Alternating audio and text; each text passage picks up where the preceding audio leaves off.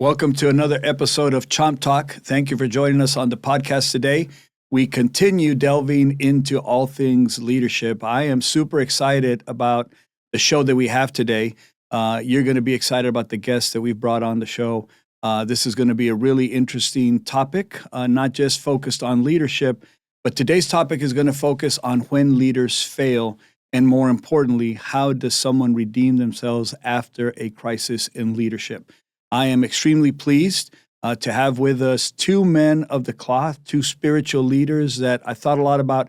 How do we bring somebody on the podcast that can actually walk us through how they navigate difficult conversations with people in a different way? So I have with us Dr. Jarrett Johnson, principal at BISD Bewood High School, but also pastor at your congregation.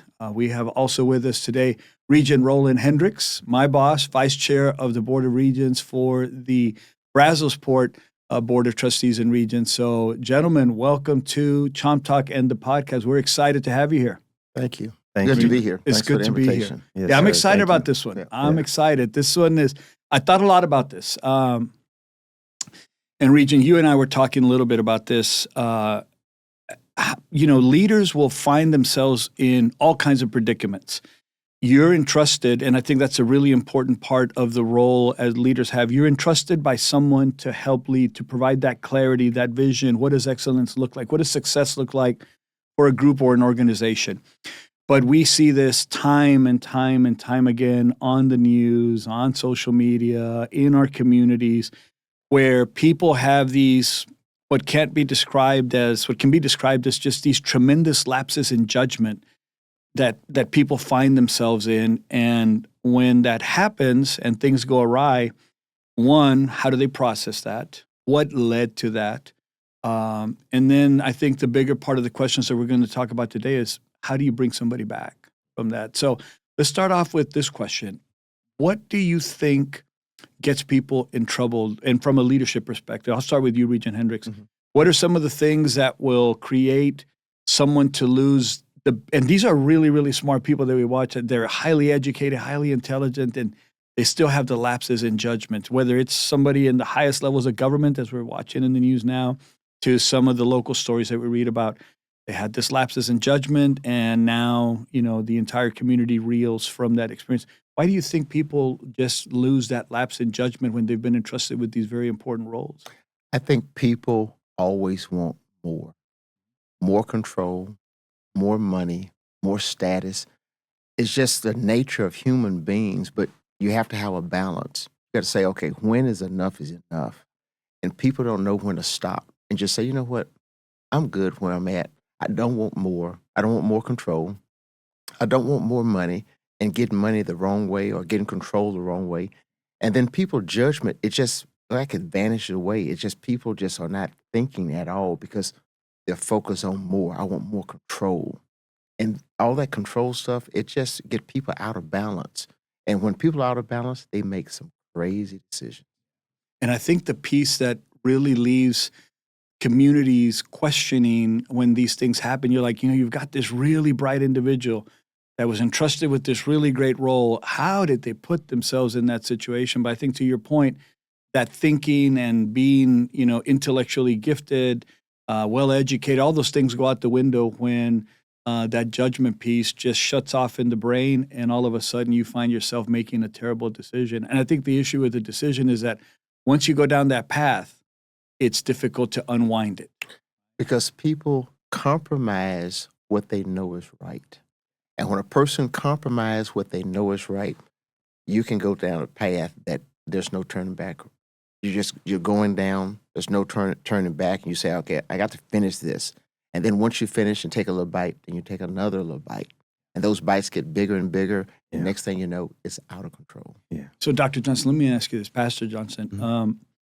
How much of a role do you think hubris plays in these difficult decisions that people make that get them into these issues? There's this book that I like. It's How the Mighty Fall, right? And there's some biblical references, because I think it's appropriate for this, that even the smallest pebble will fell the biggest giant, right?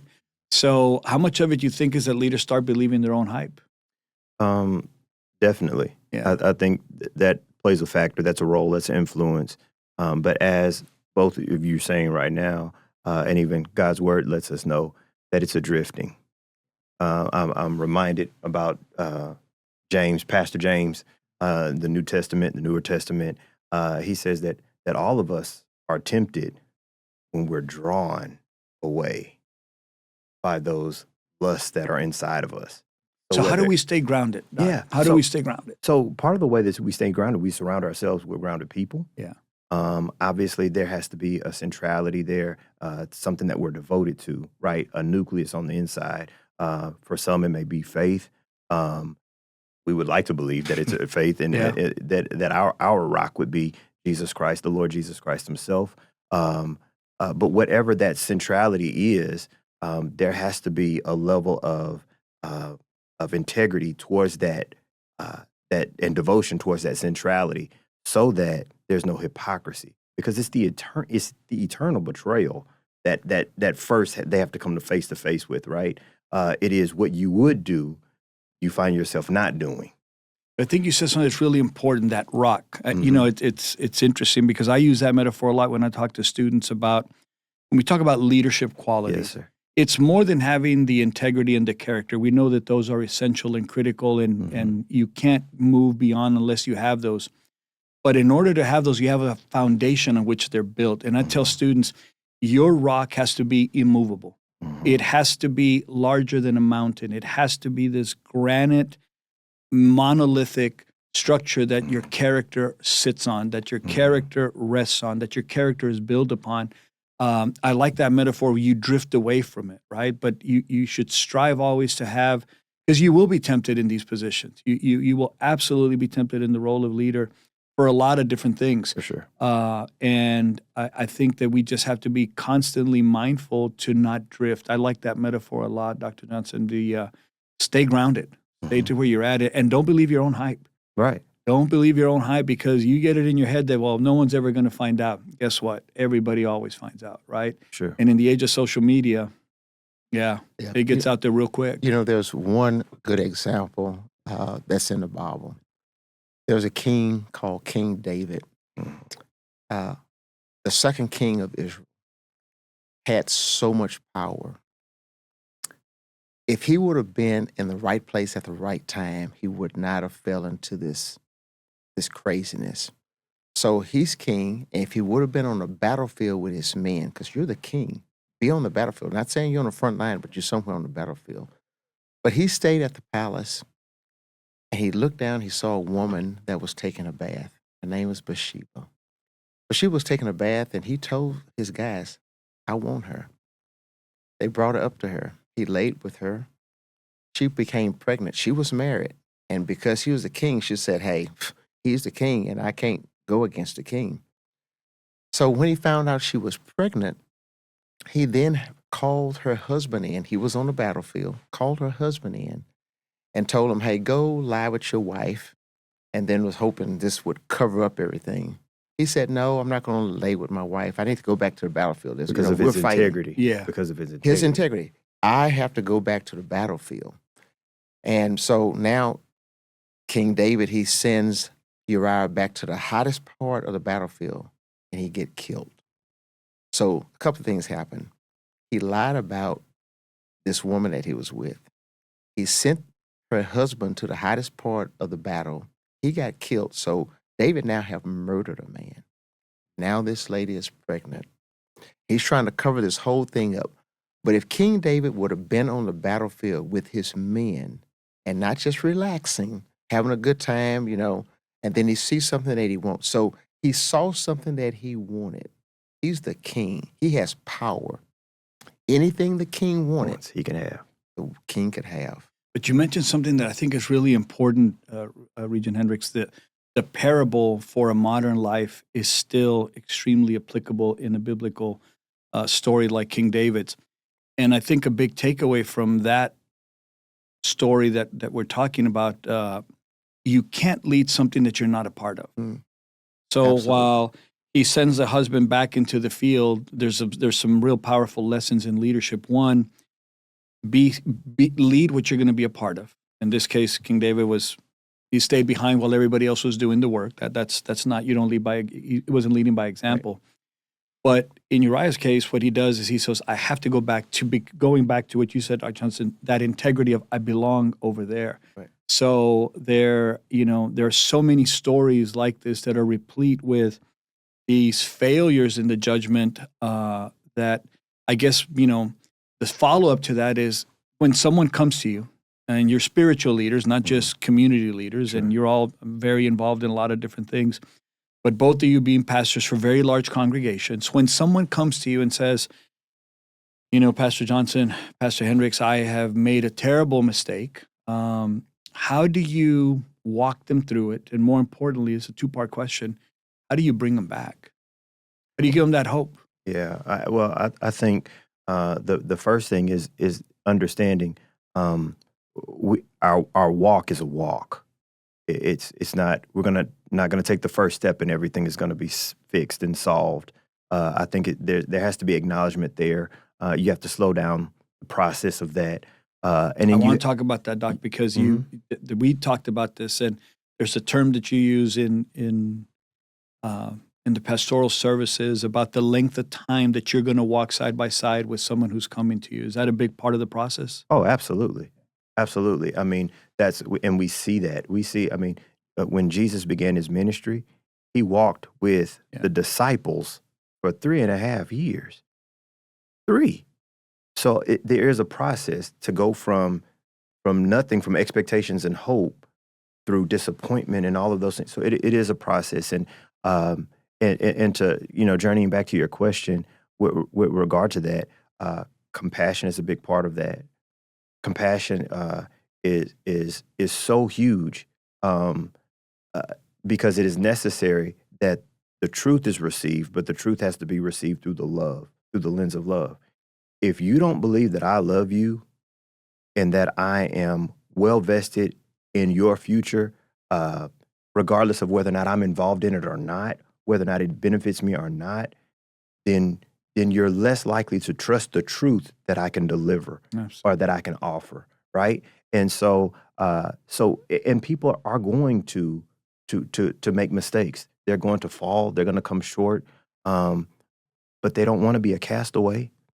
And the love of God in us covers a multitude of sins, says the word, right? And it makes up the difference, but we have to help people work through that together.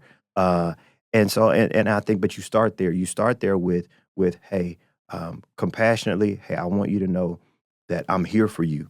We're gonna get to the mistake. We're gonna acknowledge if it was sin, if it was a bad choice, poor judgment, a wrong decision, and the effects of that. Because oftentimes, when they feel like they have failed, they're also inundated with the collateral damage.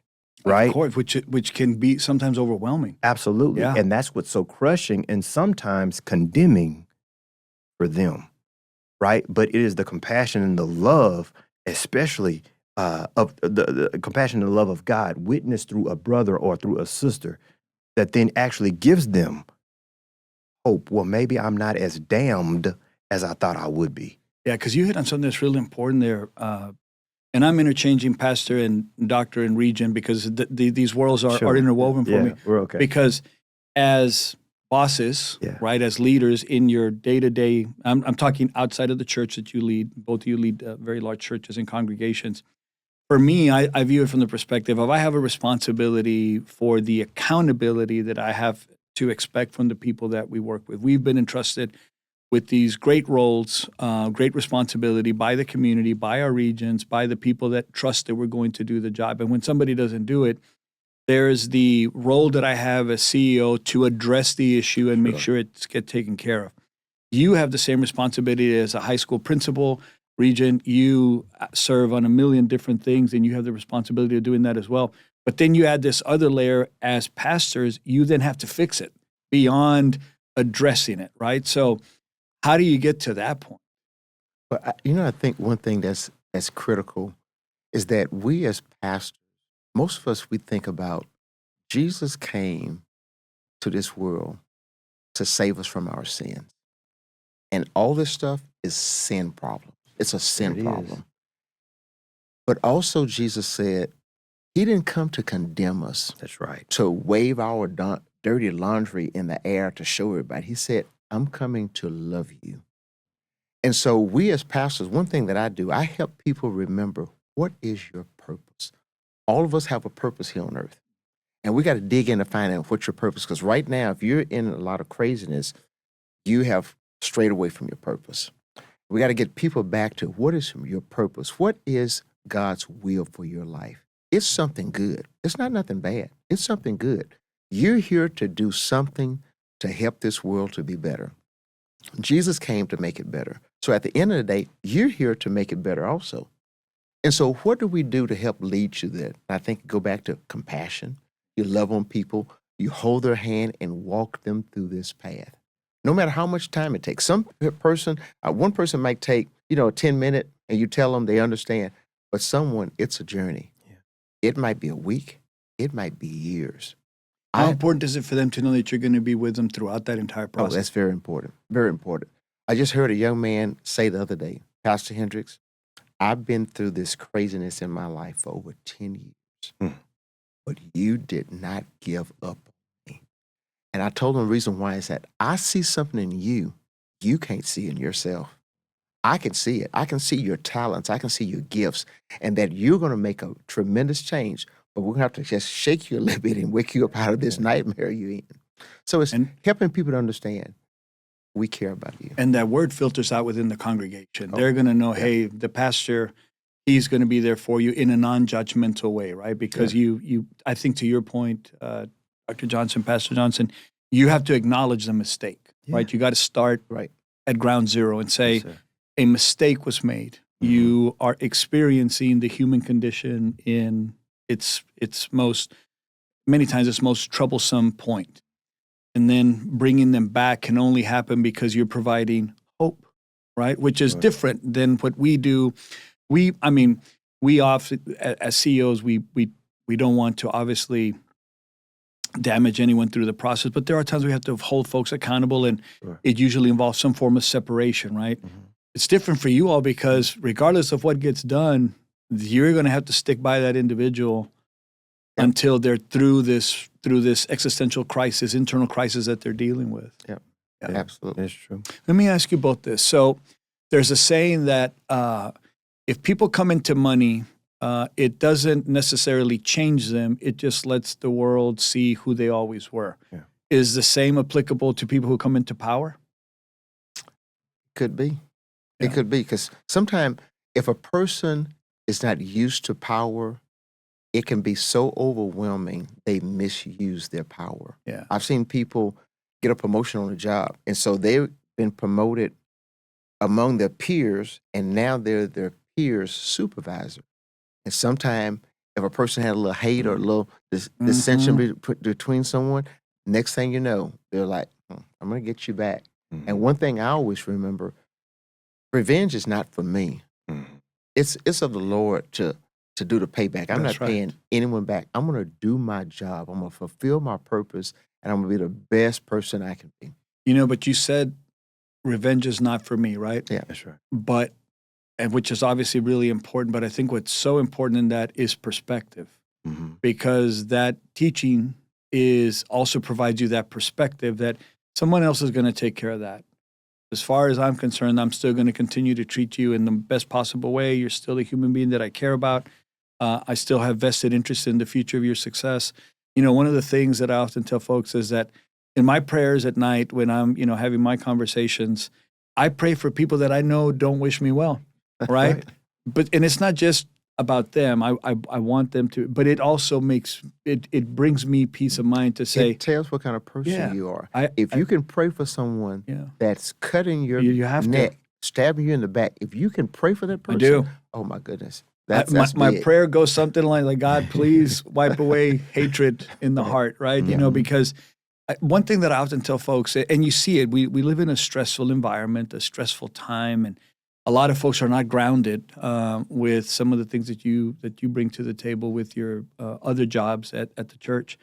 And it's not just anxiety or it rises to the level of anger, right? Mm-hmm. And When you do that, and we are all going to experience it at some point, but if it's constantly what drives you, it creates other issues there. Dr. Johnson, let me ask you this. What role do you think humility plays in being a good leader, but also a good follower? So when someone comes to you and says, hey, I've made this mistake, how do you also center them on being humble? To be honest with you, it begins and ends there in many ways.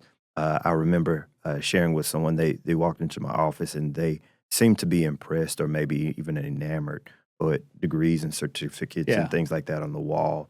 But I said, let me sit down. I said, let me tell you something about this. The only reason why they exist is because of the respect that I have for the work. Yeah. The only reason why I went back to school after that, I went first time parents said you going to college. Yeah. so I knew, but the only reason why I went back was because I knew that God was calling me to something great. Didn't know what it was, but I knew that what I currently had wasn't enough and that I needed to be more so equipped to be able to do whatever it was that he was calling me to do. And so it was the humility or the respect that I had to whatever the future would cause or bring that said, I need to go submit myself to further instruction, to further learning, to further course and rigor so that I can add value and I can be more equipped and more prepared. I say that because even as shepherds, there's a chief shepherd. Yeah. We're shepherds, we're under shepherds for him. But the chief shepherd being Jesus Christ, he is the one that says, okay, hey, this is what I need you to do. Remember, he told Peter, he said, do you love me? Do you love me more than these? Right? And then he said, if so, then be the under shepherd and feed my lambs, feed my sheep, right? And so even as a leader, there still is a significant level of humility that I must maintain because it helps me maintain my proper perspective as well, understanding that I'm also led.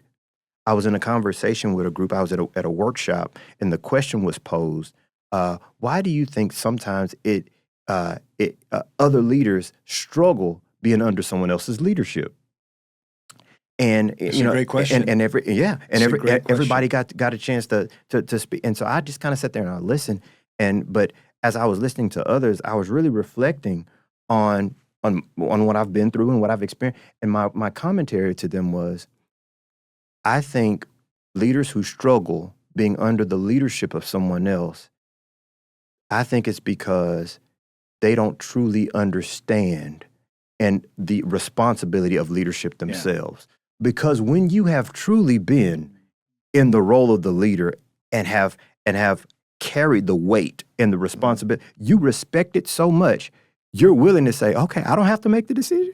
Yeah, exactly. Like, I don't have to be responsible. Yeah. Like, I don't have to, okay, all I have to do is just this part. Yeah. And there's a readiness and there's a willingness and you're eager to say, oh, and because I believe it, I know I can do, you can count on me, right? Yeah. So again, it begins with the humility, but it also carries through and ends with the humility as well. You know, if folks thought that way all the time, Pastor, the world would be such a better place.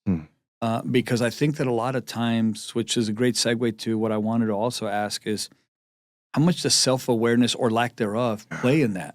Because when with the way you frame it, Pastor, like, okay, that makes a lot of sense, right? Yeah, I see where you're going.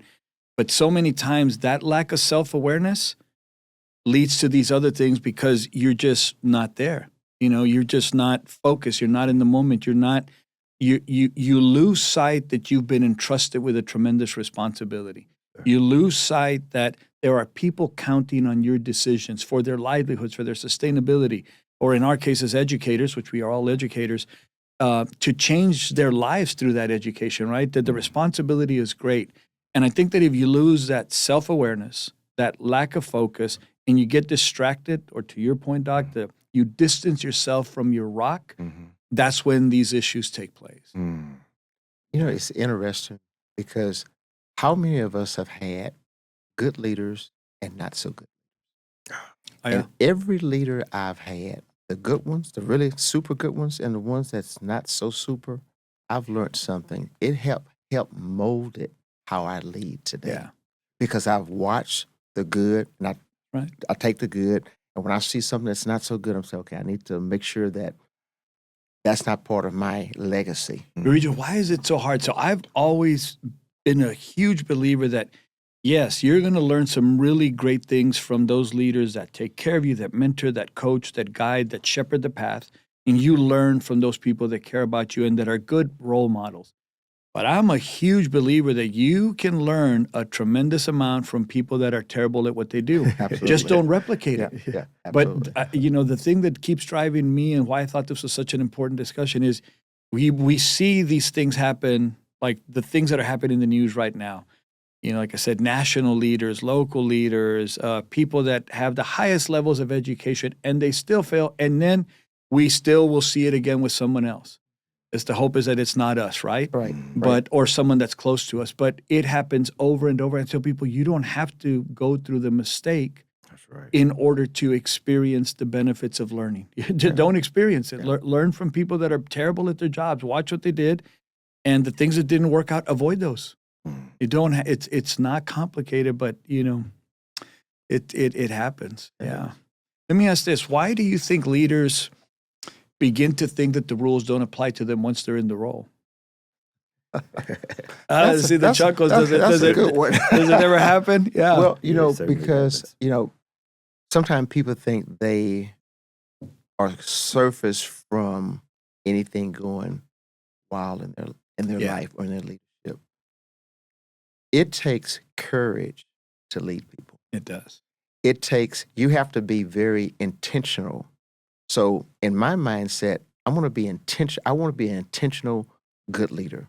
It don't take much to be a bad leader, but you're going to be really good. You have to be intentional. That's a What do great I need to point. do? You talked about education and just getting more things so that you can learn more so you can be a better leader. We have to do that all the time. If we're not continuous learners, we will mislead people.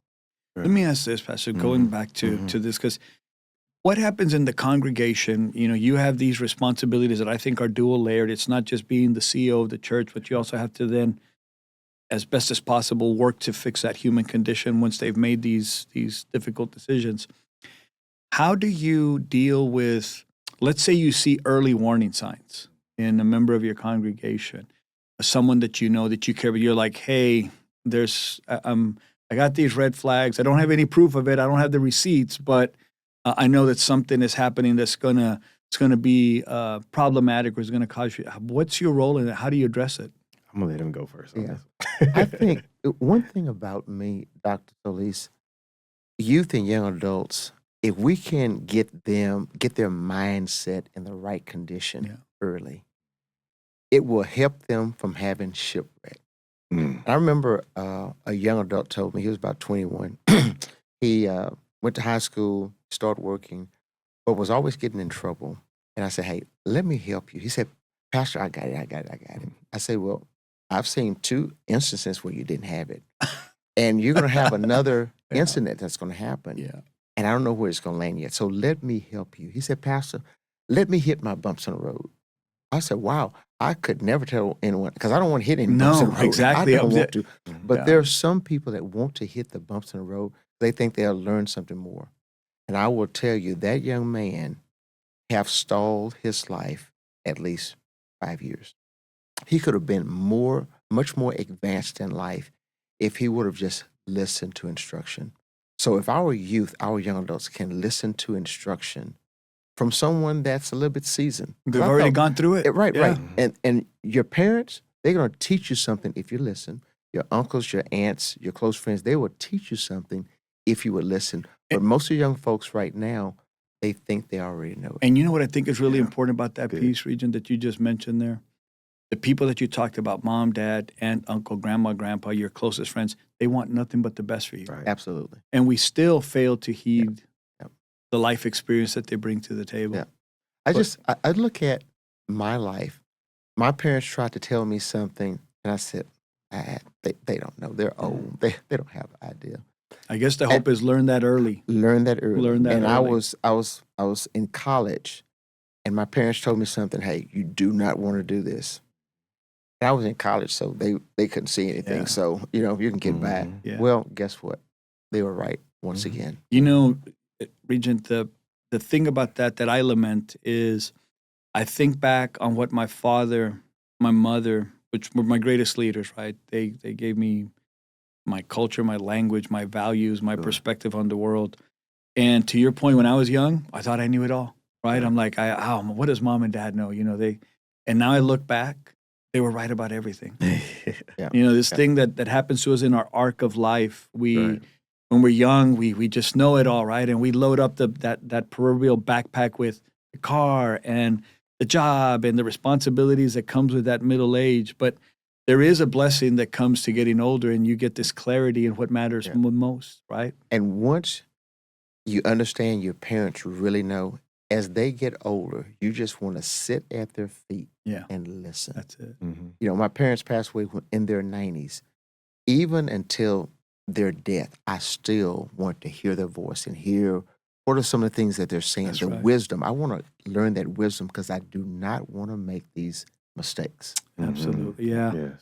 Yeah, same here with me. I've lost my parents, but what I wouldn't do to just go back and spend 5 more minutes with them, just listen. But when you're young, to the viewing audience, don't wait. Don't wait till you get old to learn these lessons in terms of there are people who care about you, who can give you shared wisdom through their life experiences, and it makes it easier for you along the path. And What about you, Pastor? well, How do you address red flags when you see them? So I think about even in that same congruence, the I don't know how to, if it's humorous or the humor of God or simply just the divine wisdom of Him to give the strength and the vigor and the energy to the young, but the knowledge, Maybe not know better. Yeah, but that's the a knowledge, great point. but the knowledge Yeah. and the experience, and the wisdom to the seasoned, right? To the older, and so, he's spot on. I mean, everything has to land on truth. I mean, just because I see the early warning signs, like if I don't inform you of cause to change, the why. I mean, we're leaders. We know, like, the first thing that we have to do is have an established good why before we can even move towards change. Yeah. Because without an established why, I think Jim Carter, Harvard Business Review wrote extensive information on that. Like, and that is like, that you establish that why. Why And do you think so many people don't know their why? Even as adults that have, I still run into it, folks my age, like they still don't know where their why's at I think or what their why is. I think some of it is because we're not silent enough. Yeah. I agree. Take some time to reflect. Yeah. I'm a big believer in that. You have to quiet the mind, either through meditation, through prayer, through whatever. I am a huge believer that you have to take time to quiet the mind. I think it's even more important now, Pastor, in the world of technology. Absolutely. One of the things, I don't have a computer at home. If I have to get back to the office, I'm right down the road. I come over here, but I don't have a computer because you have to spend time disconnecting, thinking, contemplating. We were gifted with this amazing ability to think about things. Mhm. Very few people spend time thinking. Oh yeah. Yeah, I could drive for hours in the vehicle, won't turn on the radio, won't turn on an audiobook, and I'll just drive and I'm just thinking, lost in my thoughts. Mhm. I think it's a great exercise to do with your mind, to just think about what is happening, why it's happening, how you can do. And I think it's more than asking yourselves to think. I think that what's important is, I think a lot of problems are solved if you can figure out how to be in the service of others. It gives you that why, it gives you that purpose. It makes you feel good. It makes you feel good when you did something good for someone. I remember, Regent, I was at an event at your church. We've never talked about this, but I was coming back from the church. It was not late in the evening, but it was already getting to be late. And I noticed that there was a car that was broken down between your church and the gas station. Drove up, there was a gentleman who was carrying a gas tank. And I could see this cloud of mosquitoes around him. I said, I got to pick him up, right? And I pick up people all the time. Because I used to hitchhike a lot, and I know what it's like. So I will go the extra mile to get people to where they need to go. So I stopped, I picked him up, I take him to the gas station, and he was really appreciative. He says, well, thank you so much for helping me out. And I said, okay, let me get you back. He goes, "You're going to take me back?" I said, "Absolutely." I said, "You're not going to carry that tank, all the way back over there?" I said, I'll take you back." So I drove him back over there. It wasn't that far. I didn't go out of my way. It took me maybe 20 minutes to do this. But the gift wasn't just to him in terms of kindness. It was a gift back to me in terms of, this is why we have this thing called life, to help others. He was in a difficult situation, but it was a bigger gift to me to help that individual than it was the help that I was able to provide at that time. Just imagine how good people feel when they serve. Yeah. Right. The gift of serving someone or serving a group or whoever it is, it just feels so good that you did something to That's help. right. Because one of the things two things that we don't want to do, we don't want to waste time and we don't want to waste money. Can you imagine if you look back at the time you wasted or the time you wasted money or time, you just think about, I could have done something else with that money or done something else with that time. And so just think about time of serving people, helping someone out. You feel good about it. And that's a powerful idea because God is very interested and concerned about stewardship and engagements. When I think back to Genesis, after every day, the Bible lets us know that he did an evaluation. He said, and it was good, right? But after, he was in day 6 when he created man, right? But his evaluation was, but it's not good that man is alone. Not good. Took time to think about it. Yeah, it's not good that man is alone, combined, all one within himself, right? So the Bible says that he made a help that was fit for him, right? In the woman, right? So then let's fast forward. Jesus shows up on the scene in the Newer Testament, and what do we know? He's all about human engagement. He's all about service. He even said, the Son of Man didn't come to serve, to be served, but to serve, right? And the same thing here. So he left that model for us, and that is what you did, right? Man on the side of the road, but what you did is you engaged him. Yeah. And every single day that we get up and we go about our business, it is about, Lord, what engagements do you have on my assignment today? Yeah. I think I got this in my calendar. This is what I think I got to do today. But he also has an agenda, and his supersedes ours, right? Yeah. And so what engagements, what people are we going to intersect with, right? So some people we got to intersect. Some people, it may seem to be an interruption.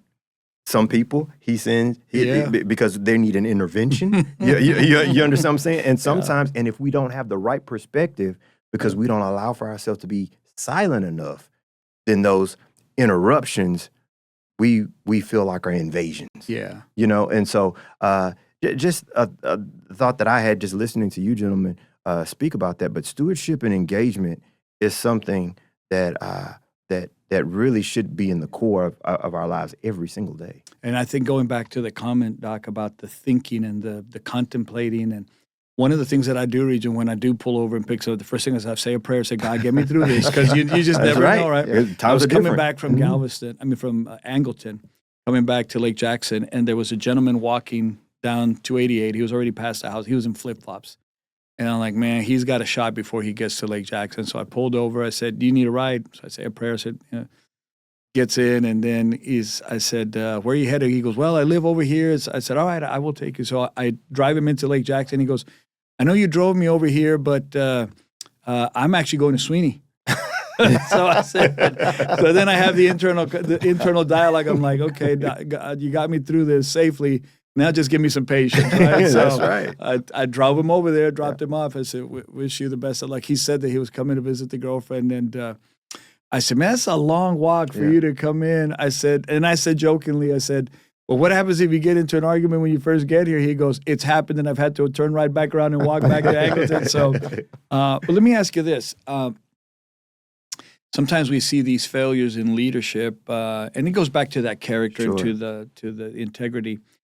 I've seen when people get really wrapped up in their own personal identity with the identity of the role that they have. They don't have a way to distinguish these and separate them into their pockets. and where they're at. I've seen some people do it really well, where they're going to be a pastor 24/7, and this is what they do. This is, they carry that forward. And then I see others that have a hard time untangling being a leader, and then it spills over into friendships, into relationships, and you may be the CEO and the leader over here of said organization, but that may not work well with your friends, right? Because those are your friends; they're not your employees or the people that you work with. What are your thoughts on that? That's interesting. I think we as people, we have to know who we with. Right. Yeah. And sometimes you have to transcend. I may have to transcend where I'm at here versus where I'm at over there. So when I'm with my siblings, I'm different than when I'm pastoring. And when I'm pastoring, I'm different than when I'm at Brazosport College. But you're able to compartmentalize these You pieces. can. You have to know how to move among yourself. You got to move and just say, God, hey, give me more wisdom and knowledge as I interact with people. Help me that I'm at the right place at the right time so I can fulfill my purpose and help them fulfill their purpose. Yeah. Because if I don't fulfill my purpose, I'm not going to be able to help anyone.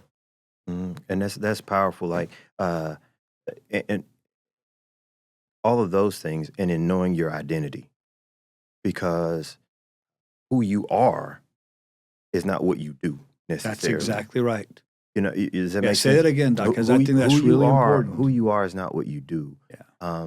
But who you be in the space, and I know that's the grammar, but who you be when you're in whatever space, whether it's in the office, as a leader, whether it's with your family, whether it's with siblings, whether it is in the community, like you bring your identity in every space, right? Which allows successful leaders to immediately walk out of the leadership CEO office and become servant to the community. Yeah. Right? It helps them to pick up stuff, and now we're all gloves on, aprons on, towels over and now we're all doing it. No big I's, no little U's. It's us, right? And we, for the sake of being not just in America, but we become we the people again, right? And not Captain so-and-so or Dr. so-and-so or because they don't call me Dr. Daddy at home. That's it. I'm Daddy. That's it. That is a good point because some people cannot, if they're CEO, when they get home, they want to be CEO. That's it. Yeah. And Honey is saying, you're not CEO. Go and pick up your clothes off the floor. You're not CEO here at the house. Yeah. So I can't picture you leaving clothes lying around. Something tells me that doesn't work. I'm not doing that at home. So people have to know how to move. And sometimes people say, I'm the same all the time. I will tell you, I'm not the same all the time. No. Yeah. And you have to be cognizant of the space that you're in. Yeah. Let me ask you this, going back to that question, the comments and the discussion that we had about taking time to think, Yes, sir. which is different than recognizing when you're isolating yourself as a leader. I think that this is one of these things that also happens to leaders. There's that saying, as heavy as the head that wears the crown, right? How do you coach individuals in your congregation or in your daily lives to be mindful of that? Because isolation can lead to ethical blind spots. You're sitting there, it's hard for someone to identify. You can't really lament with the people that you work with because you have the role as a leader, and there's expectations of you, and you can't get involved in those things. So it can create pockets of isolation that I've seen in individuals that I think that being isolated leads to these ethical blind spots, and it leads them to bad decisions. What are your thoughts on that? Yeah, I think, again, the company you keep means a lot. You got to model it too. I can't, I'm a good leader. I'm not a good leader if I tell you, but I don't do. That's right. And I'm very ill-equipped to tell you if I have not done. Like I'm really ill-equipped because as soon as you get to your first question about the thing in which I told you, I have no experience to offer as a resource to advise you. Yeah. You understand? It's one thing. I was listening to someone speak, and they said there's a difference between mentors and advisors. There is. Yes, absolutely. And so because mentors sometimes they mentors want you to win. Yeah. Mentors want you to do better than them. But mentors may not have expertise. Advisors, when they come alongside, they'll come alongside with some expertise, and then it's yours. It's your decision whether or not you do with it as you ought. And they're know? also willing to tell you things that a mentor may not be willing to tell you. Exactly. I had an executive coach, and he first engagement, he said, Dr. Solis, I know that in the world of being the college president, people pay that deference to the role, et cetera. We had that discussion. He goes, but I'm here to tell you what you need to hear so that you can grow and become better as a leader versus what you want to hear. And sometimes there will be things where I'm going to have to share with you, hey, you're dealing with a blind spot here. Mm-hmm. Yeah. And the reason that I asked that question about the isolation is I think isolation leads sometimes to loneliness. Yes. And that is when I think that lapse, it starts off with this isolation. I'm in the role. I can't talk to my peers about it because we're not at the same level. I don't have other peers around me that are at this level, so I can, have that safety valve of discussion. And that isolation leads to that blind spot because it's stemming from that loneliness in the role, because there are things that come with the jobs, the responsibilities. When I'm having those discussions with people that I work with or that I'm mentoring or coaching or guiding, I often remind them, you sought this out. You looked for the chair. You wanted to be in the chair. So now you have to process everything that comes with the chair, because a lot of times people it's the iceberg effect, right? They see Pastor Hendricks and they see Pastor Johnson, and they're like, oh, they lead these congregations. This is what they're doing. They see all those degrees, all the credentials. They read about, Regent Hendricks serving as the vice chair of the board. He's been on TDC, all the things. And they're like, I want that. You're not seeing all the work that it took to get to that. And I think that sometimes people get disappointed when they realize, well, how much did you have to do to get to this? So I think that loneliness stemming from that isolation puts people in a place where they're like, yeah, you know what, if I do this, I'll be okay. And then that's when things just start to unravel. Yeah, sometimes people think it's so easy to be a principal at a high school. It's so easy to be the CEO of a college. But that's just easy. They see the stuff, they see all the easy, but they don't know all the hard work that have went on the night before. The sacrifice. The sacrifices that you guys have to make to get to that position. So sometimes it's lonely at the top. It is. It's lonely, and sometimes you're trying to figure out, who can I talk to about this or that? I'm having this problem. Who do I talk to? So you try to surround yourself with people that you can talk to, so you're not just so isolated by yourself.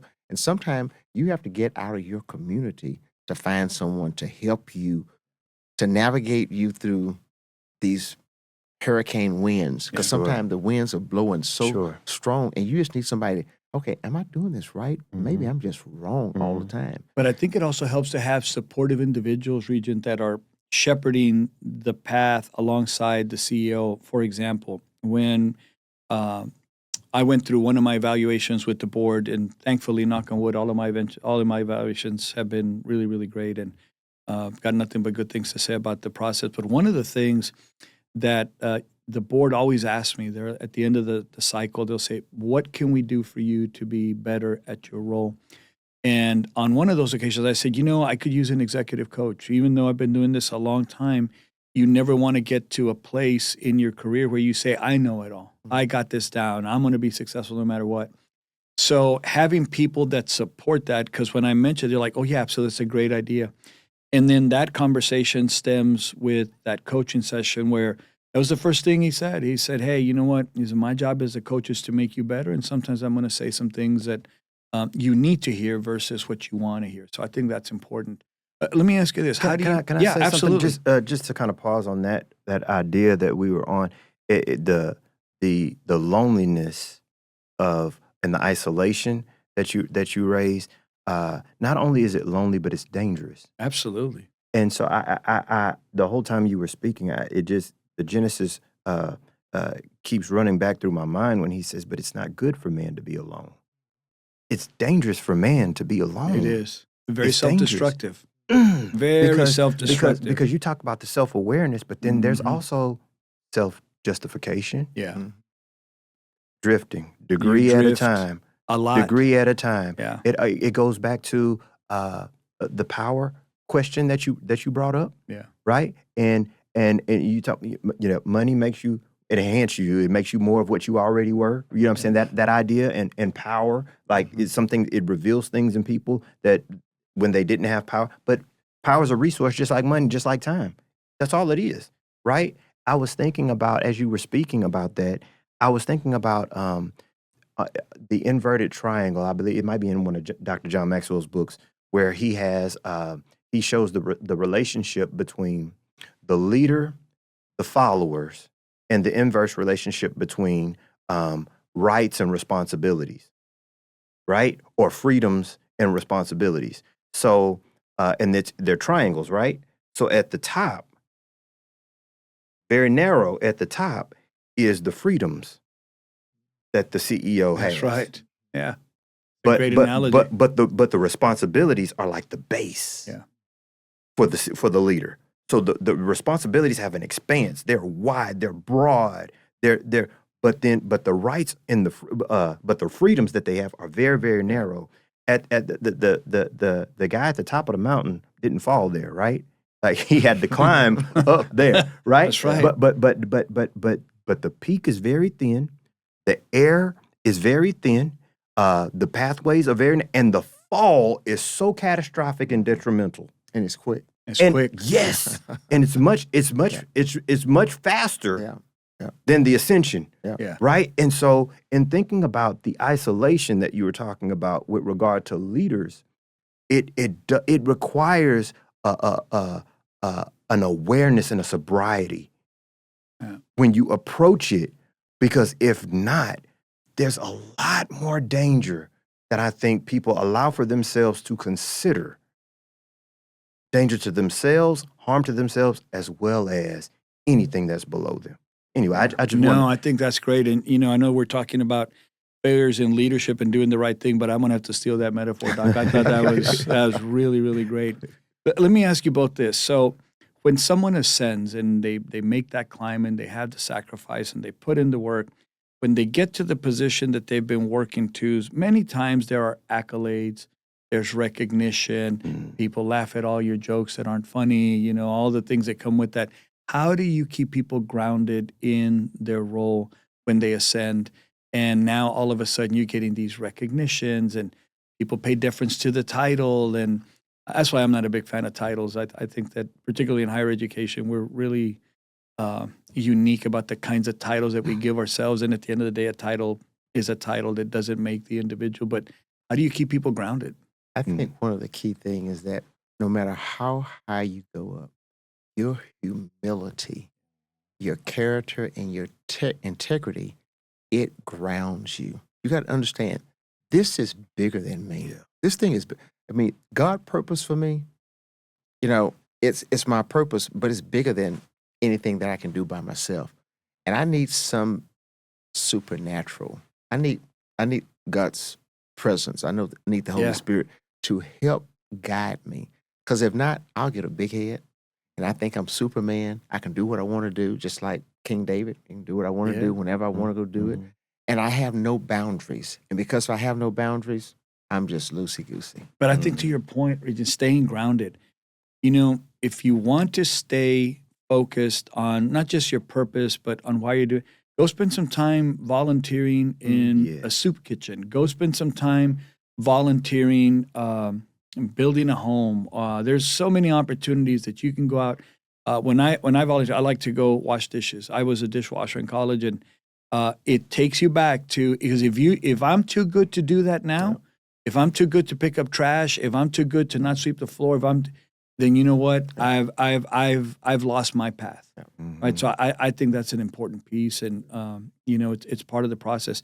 Let me ask this: why do you think that people, when they ascend or when they're going through this process, they rationalize in themselves, especially when we see these failures, they rationalize in themselves behavior that they know is wrong and that they would call someone else on it. So if a CEO finds out that person A is stealing something, or person A is having an inappropriate relationship, or person A is not doing what they need to do, for CEOs and leaders are often quick to let me call that out and and Roland, let me call that out, and Jarrett, let me, this is part of the role. But they won't do it for themselves, even though they know they're doing the exact same behavior. Why do you think they can see it in someone else but not in themselves, knowing that the consequences are going to be the same? And more importantly, if it's not appropriate for them to be doing, it's not appropriate for you to be doing as the CEO. They don't think about consequences for them. They think about consequences for everyone else.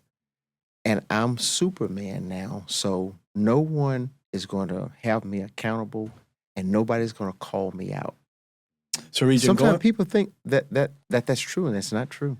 So that integrity that we talk about, do you think they lose it a little bit at a time in that drifting? Or do they sometimes just, hey, I'm all in and I'm just going to, I think over time people lose stuff. They lose value. What's really value here? What is my purpose? People forget about that. And when people forget about that, done. Game over. Yep. Yeah, because I think that part of the process is that integrity, character, the things that you talked about, Dr. Johnson, in terms of what your foundation is built on. The minute that you stray from that, and if you go over to that proverbial place that you shouldn't have gone, once you're there, they got you. Because somebody is holding something over you, and it is very difficult to get yourself out of that. I thought about the article that you sent us. Yeah. And my doctoral studies was focused in ethical leadership, and so the ethics of that was rich in that. Obviously, the individual who the president who the article was over, he had a background in that as well, which was mind blowing to me. It's not just level of education. Yep. It's not just a position. Yep. Their studies were on how do you do things right. Mm-hmm. I about fell out of my chair when I'm like, what is going on here? Yeah, but it's to be drawn from something is there's something that, let's think about that. Magnetism, right? Magnetism has a drawing, right? So that means that something from the outside connects with something on the inside of you that you may not even realize is there. That you may not even realize is still, that maybe it's been dormant. Maybe it's, but nobody knows, but something connects and it begins to attract you. And it's just degree at a time, little bit at a time, little bit at a time. And none of us are exempt. No. But and that's what the story, that's what his story, none of us, but little at a time. And if I'm not a self-aware, if I'm not putting myself in position, whether it's a system of my life, meaning for some of us, it is our devotion to God every morning before I do something, and at the evening and throughout my day, I'm in the face of God asking, please help me to do things your way. You know what I'm saying? Because I want to please. If others is, hey, at the end of the week or the beginning of another week, we go to worship services and to recenter ourselves, or if somebody has a practice of meditation or reflection or whatever it is, so that they can get back to the rock to remain true and not be, well, where have I been led and where I've been and what is it? It's funny when I think about that. I think about what Jesus said to his disciples. He says, the prince of this world has come, but he has found nothing in me. Yeah. Right. That's what Jesus said. What was he saying? He's saying there's no alliances in me, with him and me. And so therefore there are things that he can't draw me like that. And so drift. Yes. Yeah. So I don't drift and become who I wasn't meant to be. Who I wasn't. But say that again. So that I don't drift and become who I was not meant to be. See, if we can teach that, that's why you guys are on the show. Because I'm going to steal that too. I'm going to steal that too, because if we can get people not to be that. Yeah, and it's hard. Let me ask this, why do you think it hurts the community so badly when a leader fails? And I'm not talking about the impact that it has on the organization, but that trust. Why does it hurt so bad? Like, that article that I sent over, I don't know the gentleman, but I think of what's going through, what led him to that, and to your point, his studies and his training for years and years. It takes forever to get these terminal degrees. Right. Years of studies, and his studies were on how to do things right, how to be ethical in your leadership. and he still fails, right? But the community, it's not just about the loss, because leaders are going to be replaced. I mean, let's just call it what it is. If I, leave tomorrow, somebody's going to fill the gap, and somebody will fill the gap after that. That's just the process. But the impact that has on a community lasts for generations. It will last until the last person who remembers what happens is no longer with us. Mhm. The institutional memories are long, but why do you think people are hurt so badly? Particularly if it's a congregation, if it's an organization, when the leader fails like this in such stunning ways, they often ask themselves, how did this person get themselves in that situation? Why do you think the community reels so badly, Regent? Yeah, I think we look up to people. Yeah. And when people fail, it hurts. Mhm. And if people, I'll go back to the word that you all use, grounded. If people are not grounded with something more than just people, human beings, of course, we see human beings all the time, but I'm grounded in my faith. So whatever goes on in the nation, in the world, even in my community, my faith keep me grounded. So if my role model messes up, I have my faith in Jesus Christ. That's what keep me grounded, and it keep me focused. It helped me remember this is my purpose. Even though somebody have messed up, my purpose is building bigger than their failure. So I keep track of what my purpose is. But you said your purpose Yeah. is bigger than that failure. Yeah, That's right. Exactly. Yeah. Yeah, That's right. And it has to be. some folks, the expectations. Why are they so devastated? Expectations. The expectation. Yeah, because We that- trusted you. that and then we elevated you Yeah. to a position within us, not amongst us, within us, that we should not have been. So then you became a source of my hope. You became a source of my expectation. God's word says, "Hope deferred maketh the heart sick." Yeah, Hope deferred maketh the heart sick. that's right. So Because then if you don't give them hope, what else is there? right. John Maxwell, when he writes in his levels of leadership, he says that pinnacle level is because of what the leader represents for you. What the leader represents. Well, what does the leader represent? Ultimately, any leader is going to represent hope. When Jesus was crucified, we just came out of the Easter season, right? When Jesus was crucified, they were devastated, not just because of what they witnessed him do, but because he was supposed to be the Messiah. He was supposed to be the one that come and deliver us from Roman bondage and oppression. And we've seen him heal the sick and raise the dead, but yet for himself, he's not even doing it. Their hopes were shattered. So what I happens? think that's the piece, Doc. That hope piece, when it's gone, it's really hard to get back. Yes. So, And it goes even a step further. If you notice, when the two disciples was on the Emmaus road, Cleophas and the other disciple, Jesus was with them.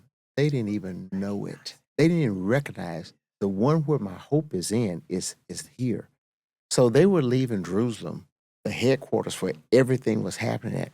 They was going to another little village 7 miles away. They should have kept their hope. Jesus Christ was a prophet, and he prophesied several times that he was going to be crucified, he was going to die on a cross, he was going to be raised out of the grave. That was my hope, but people forgot about their hope, and they left Jerusalem, just like leaving your hope, and you're going somewhere where there's no hope. Can you imagine leaving hope and going to no hope? So Jerusalem is hope. Jesus Christ is hope. All this other stuff in the world, it's not hope for me. So, Regent, so when you have that loss of trust and response, in that space, I think for the next person that's coming in, the level then increases in terms of what that expectation is. So person A, as the CEO or the leader, failed, and all that trust has been eroded within the people that they're supposed to be leading. So the next person that come in, now there's even that bigger anticipation, that more responsibility. Don't do what the previous person did. Let me close out the podcast with this last question here, because I think this is important. We talked about when someone comes to you and says, "Pastor, I've made a terrible mistake." We acknowledge the mistake. your roles is to provide that hope and the shepherding of the path until they get past that, all the things that come with that. What do you think the responsibilities are from that leader to the people that they've lost their trust with? So we know that they're there because they're trying to work through the things that are internal. But what responsibilities do they have to the people that they broke that trust with? Well, the first thing is that everyone have to understand we all have failed All somewhere. That's right. Right. The Everybody. Bible says all have sinned and come short. So anyone that say they haven't messed up, they're not That's telling right. the truth. That's right. So And the we all way- know it. we all know it, right? And what Yeah. I try to do is I try to bring people back. Okay, they made a mistake. We all have made a mistake. Let's circle around this person and let's help them through their crisis. And sometimes helping person through a crisis, sometimes people don't want their hands off. I don't want to help anyone. I've seen what that person done, and I'm done. But we have to help people to understand people. People are always in transition. They're either in something, they're coming out of something. so at the end of the day, we got to make sure we're there because our failure will come also. It might not be as big as somebody else's, but we're going to fail in something. And can a person say that, can I still depend on you? Do I still have hope in you? I want to still have hope in people. Even if they fail, I want to have hope. I want to encourage them. Get back on in the road, dust yourself out, and let's get in the race. Let's make it happen. Yeah. Well said. Dr. Johnson, Regent Hendricks, I can't thank you enough for being on the show today. These are the kinds of conversations that can go on for hours. I've learned a lot through the process. I want to thank you for spending time. I know that you're both extremely busy. Dr. Johnson, Pastor Johnson, we wish you the best. Thank you. In your next chapter. Yes, sir. We are devastated that you are leaving our community, but we know that you're right up the road. Yes, sir. And if we can still change your mind, we would love to have you stay and be a part of everything that we're doing. But I want to thank you for not just being here today, but everything you do with our youth, for being a good neighbor to me, because you're right down the road. That's It's right. reassuring to have you a couple of houses down, but we are going to miss you, Doc. And I want to thank you for all that you have done. You have made an impact. Your leadership is, I think, a testament to others to follow. So thank you for all that you do and wish you all the best. Regent Hendricks, thank you for being my boss. I appreciate you. I know that the role that I have is because of your support and all the other regents. But you're a great individual, and you are hyper involved in the community. I know that you took a lot of time to be here today, and I wish you both well in the very difficult jobs that you have, not just as leaders, but as pastoral leaders of congregation. So going back to that comment of, as the CEO, I just got to fix the part that are operational. You then got to fix the soul. So I'm glad you're in that role and not me, because I'd have a hard time with that one. But thank you so much for being here. Absolutely. So members of the audience, thank you so much for joining us on another really great podcast here on Chomp Talk, where we explore all the waters of higher education, everything that's happening at Brazosport College.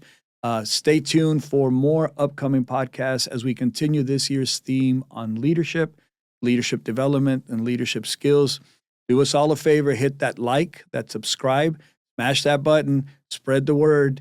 Let people know that a lot of really great things are happening at Brazosport College. Thank you so much for joining us on Chomp Talk.